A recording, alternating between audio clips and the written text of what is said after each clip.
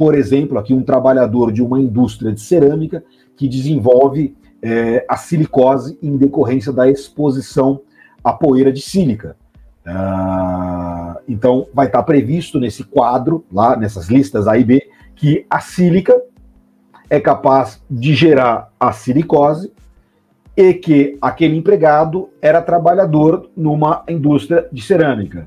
Então, nessa situação, o perito pode estabelecer esse nexo profissional, fazendo uma vinculação, não necessariamente da patologia, mas da substância que ele está exposto com o afastamento.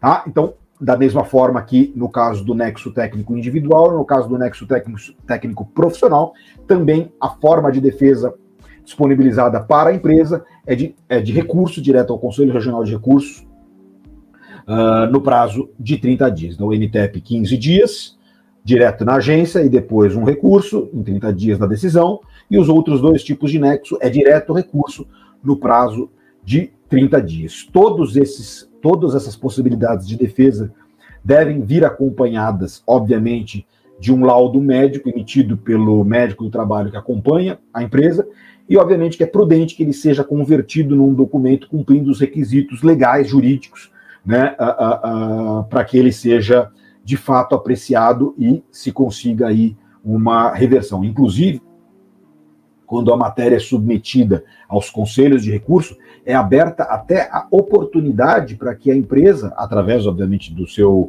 preposto, que pode ser, inclusive, um escritório de advocacia ou aquele eleito para exercer essa atividade, pode fazer a sustentação oral da sua tese, né? Ou seja, pode lá explicar o porquê que naquele caso concreto, em que pese, em tese, pudesse ser estabelecido o nexo, no caso concreto, isso não devesse ocorrer. Então, essa sistemática de concessão de benefício é importante, né? Até porque a empresa vai precisar fazer uma correta gestão da documentação de saúde ocupacional, porque os documentos que a gente utiliza são os atestados de saúde ocupacional, os PCMSO, os LTCAT, os PGR, enfim, todos esses documentos que vocês estão cansados aí de conhecer, que são utilizados como matéria de defesa na hora de pedir o afastamento aí do estabelecimento desses nexos técnicos. E muitas empresas, inclusive, optam, né, dentro das suas possibilidades, né, vamos pensar que existem empresas de todos os portes, mas dependendo da sua possibilidade,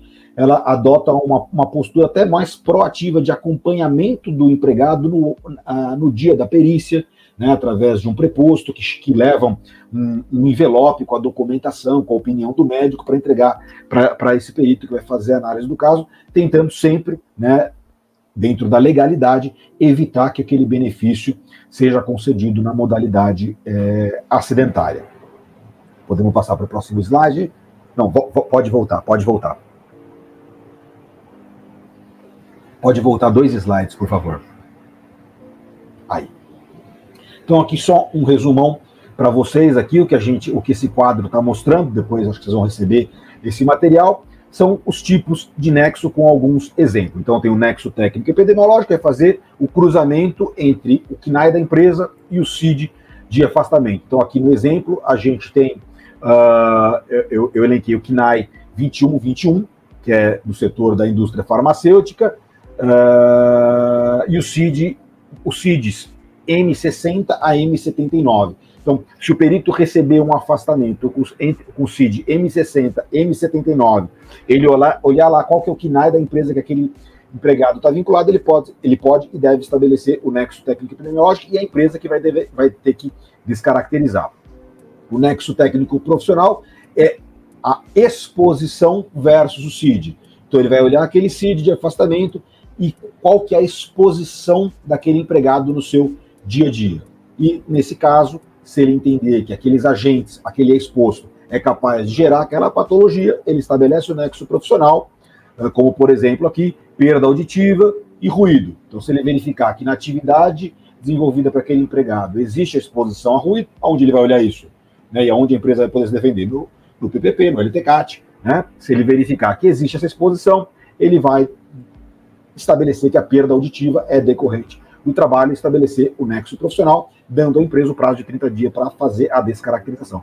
E, por fim, o nexo individual, que é o mais abrangente, que é quando o perito não consegue estabelecer o nexo nem pela lista C, nem pela lista A e B do anexo 2, nexo profissional e NTEP, ele, analisando a situação concreta, ele estabelece que aquilo foi um acidente de trabalho típico ou foi um acidente de trajeto e estabelece o nexo e também dá o prazo aí para que a empresa faça a sua defesa.